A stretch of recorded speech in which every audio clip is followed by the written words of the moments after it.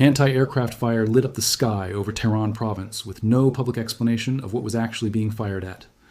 At almost the exact same moment, the United States Navy made a quiet, devastating announcement of its own, ending a 4-day search for a missing service member in the Arabian Sea. Two very different stories, unfolding on the same day, in the same shadow of the same unfinished war, and both of them tell you something important about how unstable this moment actually is. Let's start with the loss, because it deserves to be addressed with the weight it carries before anything else. On the 1st of July, an MH-60S Seahawk helicopter assigned to the aircraft carrier USS George H.W. Bush was conducting operations in the Arabian Sea when it was forced into an emergency water landing. 4 crew members were aboard. 3 were recovered shortly afterward and remained in stable condition. 1 was not. For more than 100 hours, the United States Navy and Air Force ran an extensive, coordinated search and rescue operation covering more than 14,000 square miles of open water, drawing on carrier air wings, dedicated helicopter squadrons, long-range patrol aircraft, and additional Air Force assets across the region. On the 5th of July, that active search was formally suspended. The Navy has been clear that there is no indication the crash was the result of hostile fire. The cause remains under investigation, and the identity of the missing service member is being withheld out of respect for the family, pending next of kin notification. What is not in question is the outcome. A member of the United States military, serving in one of the most tense and dangerous stretches of ocean on the planet right now, gave their life in the course of that service. That loss deserves to be acknowledged plainly and respectfully, separate from every other piece of news competing for attention this week, and separate from the political noise surrounding everything else happening in this region right now. That tragedy landed in the middle of a week already dense with instability, because at almost the same time, gunfire erupted across Tehran province with no immediate public explanation of what was actually being targeted. Anti-aircraft fire over a major Iranian population center is not a small thing to shrug off, especially given the exact moment it happened in. This is happening while Iran is in the middle of an extraordinary, sprawling, multi-day funeral for the former supreme leader who was killed in the opening strikes of this war back in February. That funeral, still ongoing, has already drawn hundreds of thousands of mourners to Tehran's Grand Mosalla, with organizers describing it as one of the largest gatherings the country has staged in decades, stretching across multiple cities over the better part of a week. Fighter jets have been flying combat air patrols above the capital throughout the ceremony, and unexplained anti-aircraft fire erupting during exactly this window raises an obvious question that nobody in Tehran has clearly answered yet. What, specifically, were Iranian air defenses shooting at? The most plausible explanation, based on the pattern this entire war has followed, points toward drones, either Israeli or American reconnaissance assets, monitoring the funeral itself. A gathering of that size, drawing senior IRGC commanders, clerical leadership, and possibly members of Iran's own line of succession into one physically concentrated space for days at a stretch, is exactly the kind of target that would justify serious overhead surveillance from any government still actively assessing Iran's leadership structure after months of war. Iran's government has publicly stated that its new supreme leader has avoided appearing at the funeral specifically because officials believe the United States or Israel might attempt an assassination during the ceremony. That explanation is worth examining honestly rather than accepting or dismissing outright. On one hand, a funeral of this scale, with an estimated crowd stretching into the hundreds of thousands and ordinary civilians packed shoulder to shoulder around every senior official in attendance, makes a conventional strike extraordinarily difficult to carry out without mass civilian casualties. Casualties that would almost certainly generate exactly the kind of global backlash no government seriously weighing an assassination attempt would want to trigger. On the other hand, Iran's own government has spent months building a narrative around besieged leadership and constant existential threat, and continuing to frame its own supreme leader's absence as a security necessity serves an obvious secondary purpose. It reinforces the perception that hostile foreign powers remain relentlessly focused on eliminating Iran's leadership, which helps justify defiance at the negotiating table and rallies domestic sentiment around the government during an otherwise humiliating stretch of the war.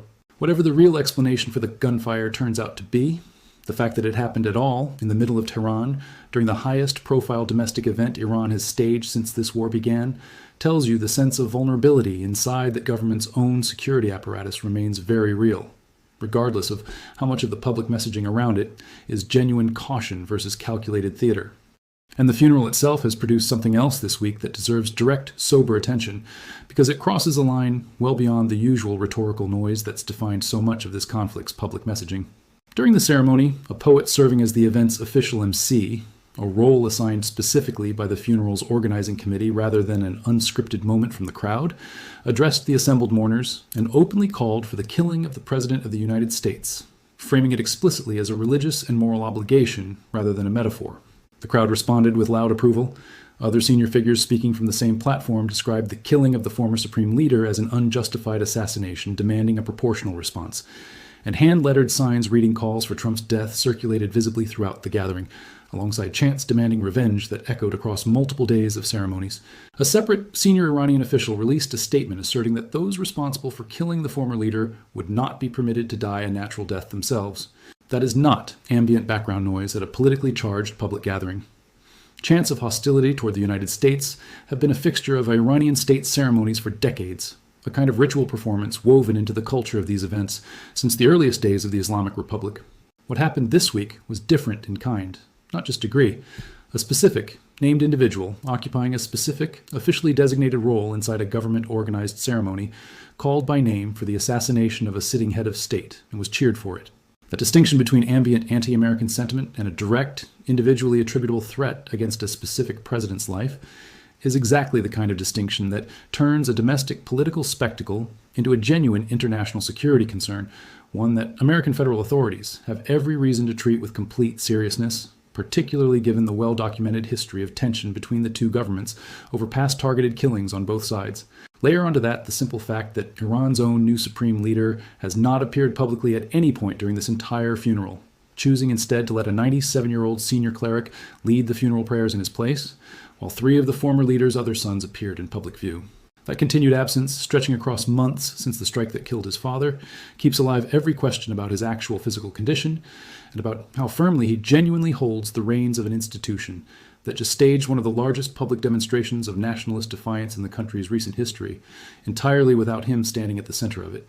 Meanwhile, the broader map surrounding all of this continues shifting in ways that connect directly back to the same unresolved war.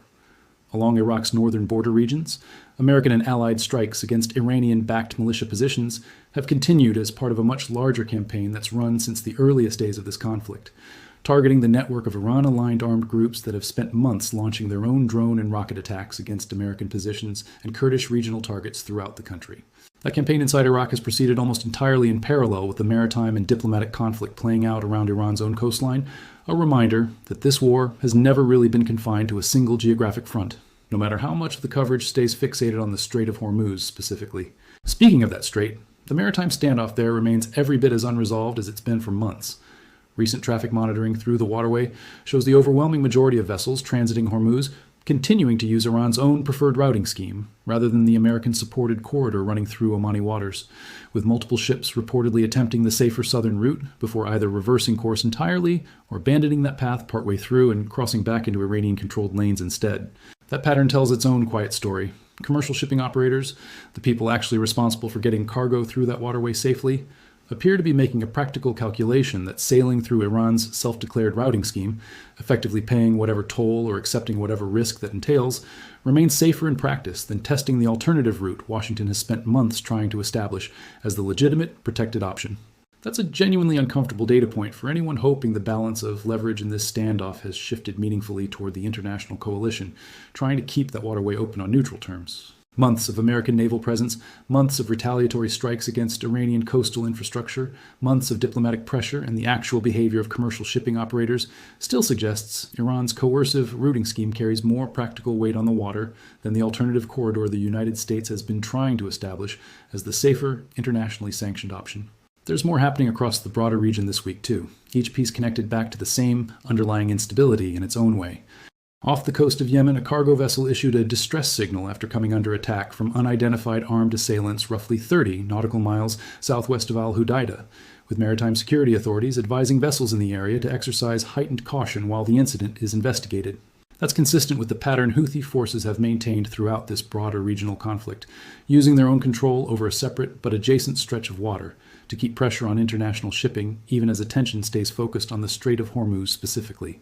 Just to the west, in southern Lebanon, Israeli operations have continued at pace, with attack helicopters maintaining an active presence over the area as part of Israel's ongoing campaign against Hezbollah positions, a campaign that's proceeded independently of, but in constant tension with, the broader ceasefire framework governing the Iran conflict specifically.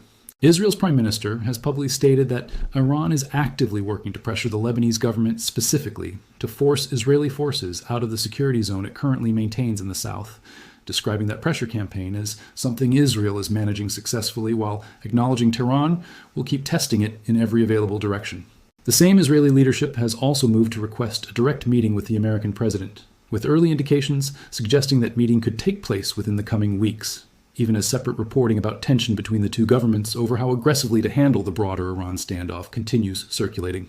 Israel's prime minister has directly pushed back against characterizations of a serious rift, describing the relationship in overwhelmingly positive terms and characterizing any disagreements as the normal friction that exists inside any close, functioning partnership. Step back from all of these individual threads and look at what they add up to together, because taken as a whole, this is an unusually dense single day of separate but interconnected instability. A funeral drawing hundreds of thousands of mourners into a nationalist, anti-American spectacle, capped by an explicit, individually attributable death threat against the sitting American president, delivered from an officially sanctioned podium and cheered by the crowd. Unexplained anti-aircraft fire erupting over the same capital during that same event, with drones as the most plausible if unconfirmed explanation. A campaign of strikes against Iranian-backed militias continuing inside Iraq in parallel.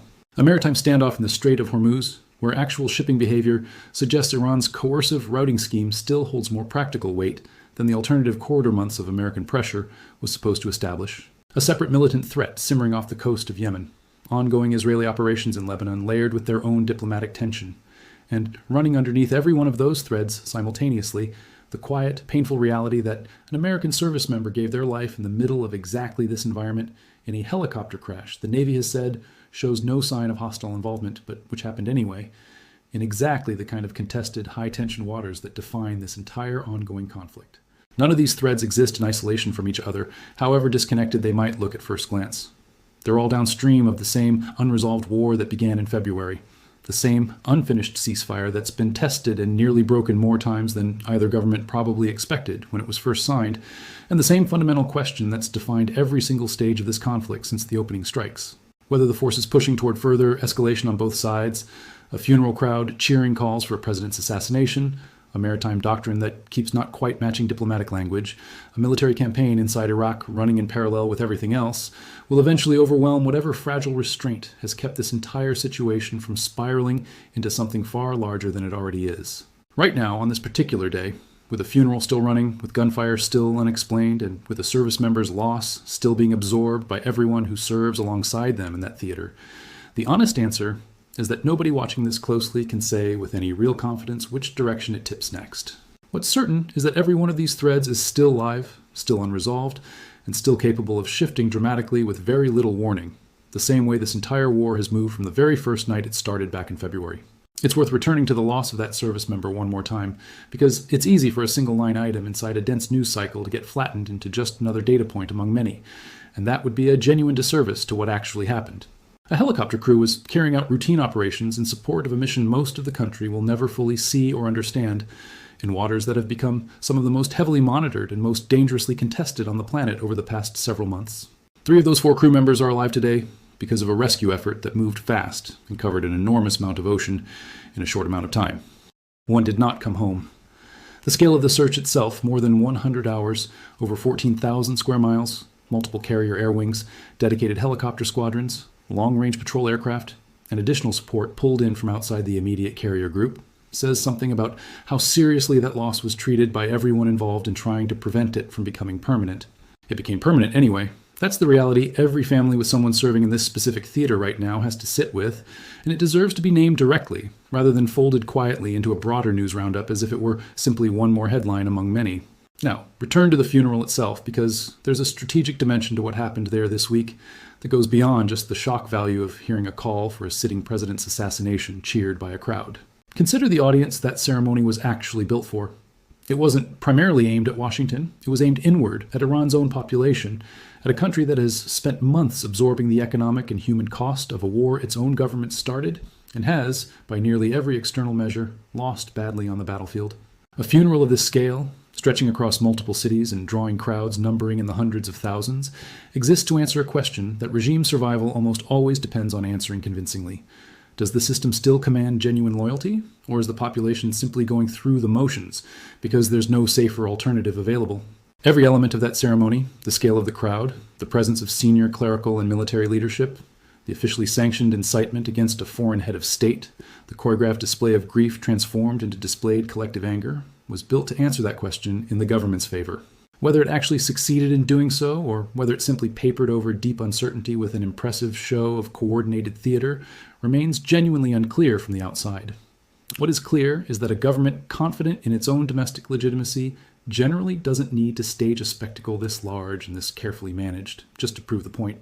Regimes that are certain of their own support tend not to need 6 days of continuous televised mourning, professionally organized incitement from an official podium, and the deliberate absence of their own new leader from the most visible parts of his own succession ceremony. That absence remains the detail worth returning to again and again, because it's the single clearest signal available about how much genuine confidence exists inside Iran's own leadership structure right now. A supreme leader who has not appeared publicly since the strike that killed his father months ago, who let a 97-year-old cleric lead prayers over his own father's body in his place, and whose own government continues citing assassination fears as the explanation for that absence, is not projecting strength through invisibility. He's outsourcing the projection of strength to everyone and everything else around him, the crowd, the podium, the choreography, precisely because he currently cannot or will not project it himself. Every other thread running through the single day connects back to that same underlying uncertainty. The unexplained anti-aircraft fire over Tehran reflects a security apparatus on edge during exactly the moment it can least afford to look anything other than fully in control. The continued strikes against Iranian-backed militias in Iraq reflect a regional network of proxy forces that keeps absorbing losses without meaningfully shifting the broader war's trajectory. The maritime standoff in the Strait, where shipping behavior keeps favoring Iran's coercive routing scheme over the alternative corridor months of American pressure was meant to establish, reflects a genuine, still unresolved contest over who actually controls that waterway in practice rather than just on paper. The Houthi attack off Yemen and the ongoing operations in southern Lebanon reflect how many separate fronts remain simultaneously active across a region that supposedly agreed to de-escalate months ago. And underneath every one of those threads sits the same basic, unresolved question this entire war has never actually answered. Does Iran's government negotiate its way out of this conflict from a position it can no longer meaningfully improve? Or does it keep testing every available point of leverage? The Strait, its proxies, its own domestic spectacle, its explicit threats against foreign leadership, in the hope that enough accumulated pressure eventually forces better terms than the ones currently on the table. Nothing that happened on this specific day answers that question definitively.